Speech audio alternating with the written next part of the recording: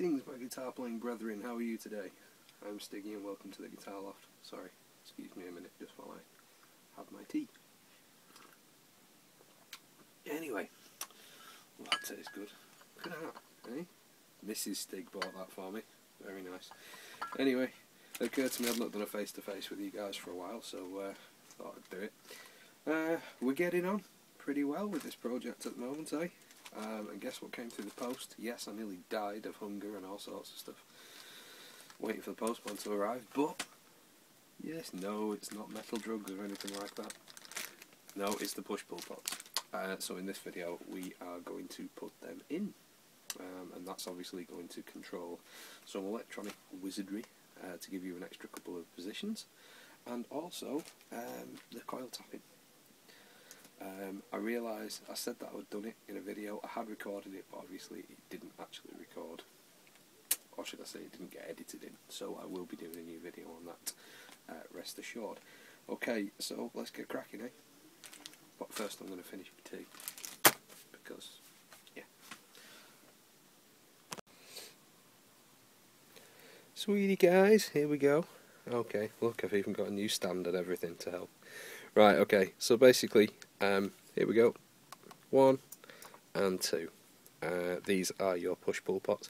The pot part is completely separate to the switch, although they're connected. They're not integral. So, all on the bottom these are is just a standard switch, much like we already put in here. I could have put another one in here, but for simple terms I'll just put a switch in. What we're going to do is we're going to replace these, 1 and 2, as the tone pots, which are 1 and 2 here. So to wire them, they've all got 3 terminals, 1, 2, 3, 1, 2, 3. And if you look on here, 1, 2, 3. And not a surprise. So to wire them, I'm not going to go into it too much here, but take one pot off, do your soldering onto this one wire onto another wire. So put it in the same orientation. First of all, you're just going to wire the pot, not the switch. So if you look there, green wire, which goes to the middle, and vice versa.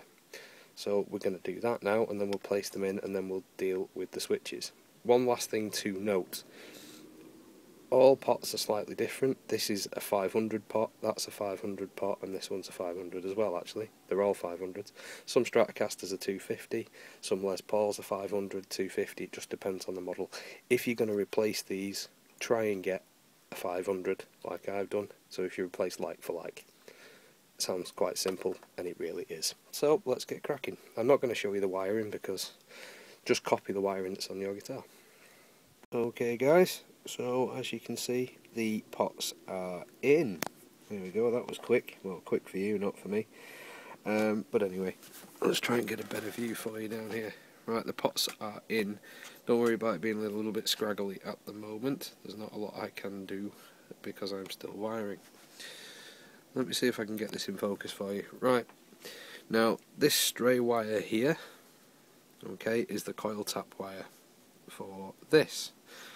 Now, you can put it to any of these, it doesn't really matter, because literally all this is doing is either breaking the circuit to one of the coils or joining it, depending on what you want to do. Now obviously with this being a Stratocaster and having the tone pot at the bottom for the bridge pickup, that's where I'm going to choose to put it.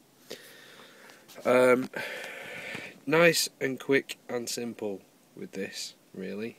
I'll put a wiring diagram on at the end anyway. There are 6 terminals on here.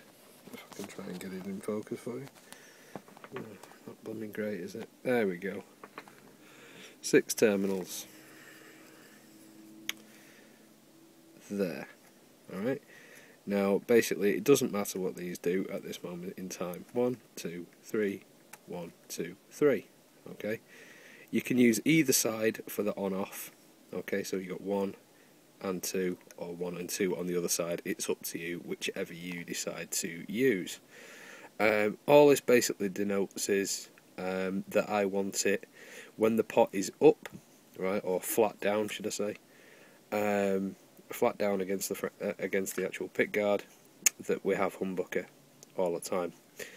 And if we pull it up, the switch up, basically that's going to split the coil and turn it into a single coil, because that's the way I want to do it.